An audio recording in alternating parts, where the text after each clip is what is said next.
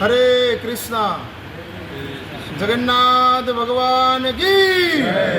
तो आ हमारी इस्कॉन मंदिर वल्लभ विद्यानगर द्वारा 21મી रथयात्रा है અને આ રથયાત્રામાં ચરોતરવાસીઓ માટે એક અનેરો ઉત્સાહ હોય છે।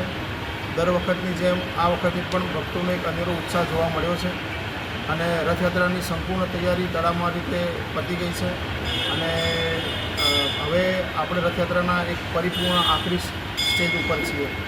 તો રથયાત્રાનો રૂટ આ પ્રમાણે છે કે આણંદ ટાઉન પોલીસ સ્ટેશનથી રથયાત્રા નીકળશે આપણી અને એ Rath Yatra Gurudwara circle, Amul dairy road, જૂના સરકારી રસ્તા, રાજમહેલ રોડથી લોટિયા ભાગોળવાળા રસ્તે થઈને આણંદ ટાઉન હોલથી આણંદ વિદ્યાનગર રોડથી ભાઈકાકા સ્ટેચ્યુથી ઇસ્કોન વિદ્યાનગરથી રુદ્રાક્ષ કોર્નર અને રુદ્રાક્ષ કોર્નરથી વિદ્યાનગર શાસ્ત્રી મેદાને આપણી રથયાત્રા સમાપન થશે।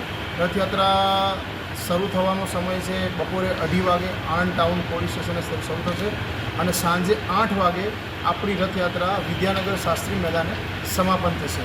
તો આપ સૌ મીડિયા મિત્રોના માધ્યમથી મારું કહેવાનું કે સમગ્ર ચરોતરવાસીઓને આ રથયાત્રામાં અમે આમંત્રણ આપીએ છીએ અને સાથે સાથે આ રથયાત્રાની અંદર અમે ભક્તો માટે 50,000 સાઠાના પેકેટ જે મહાપ્રસાદ જે જગન્નાથજીને પ્રિય છે એનું આયોજન કરેલું છે અને વિદ્યાનગર શાસ્ત્રી મેદાને અમે કમસે કમ 10,000 થી 11,000 ભક્તો માટે ફૂલ જમવાના પ્રસાદનું આયોજન કરેલ છે જેની અંદર ભગવાનને જે પ્રિય છે ખીચડી કઢી લાપસી એ પણ બધા ભક્તોને જમાડવામાં આવશે।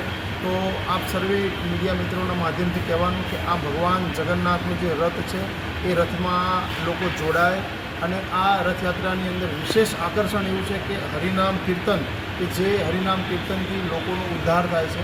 તો આ હરિનામ કીર્તનમાં બધા લોકો ભાગ લે અને પદ્મપુરાણની અંદર કહેવામાં આવ્યું છે કે આવો ખેંચો રથ સળ થશે ભક્તિનો પથ।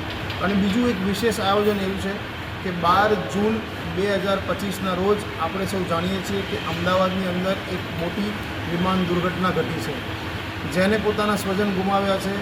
તો એ લોકોને ભગવાન જગન્નાથ એ દુઃખ સહન કરવાની શક્તિ આપે અને એ દુર્ઘટનાને ધ્યાનમાં રાખીને અમે એક વિશેષ આયોજન કર્યું છે કે અમારા મંદિરના પ્રમુખ શ્રી સચ્ચિદાનંદ પ્રભુ જે ત્યાં આગળ 3 વાર હરે કૃષ્ણ મહામંત્રનું કીર્તન કરશે અને એ લોકોને હરિનામરૂપી શ્રદ્ધાંજલિ અર્પણ કરશે અને સાથે સાથે 1 કલાક અમે એમના માટે નગર સંકીર્તન જે ત્યાં આગળ ભગવાન માટે એક સંપૂર્ણ 1 કલાક એ નગર સંકીર્તન અમે એ ભક્તોને અર્પણ કરીશું કે જે એ લોકોએ આ 12 જૂન 2025ના રોજે પોતાના જીવ ગુમાવ્યા છે।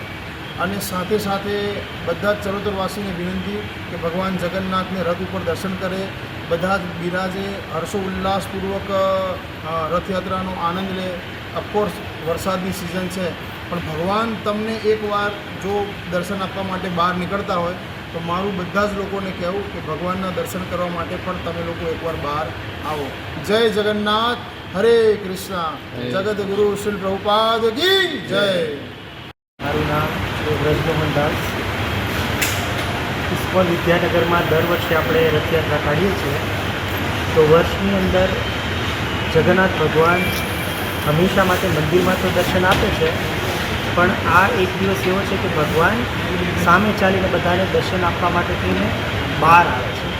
એની વિશેષતા છે, ભગવાન કૃપાળુ છે એવા કે બધા દર્શનાર્થીઓને એના દર્શન આપે છે અને પ્રસાદ પણ સાથે સાથે હજારો પેકેટ વિતરણ થશે અને લોકોને કીર્તનનો પણ લાભ મળશે કે જે કલયુગની અંદર આ હરિનામ સંકીર્તન જે છે એ કલયુગમાં નામનો જ આધાર હોય છે।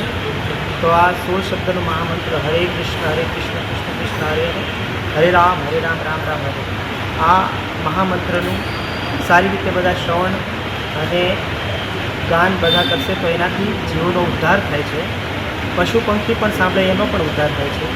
તો વિશેષ આ કીર્તન, દર્શન, પ્રસાદનો આ વિશેષ લાભ બધા લે એવી અમારી જાહેર જનતા બધા પધારે। હરે જય જગન્નાથ।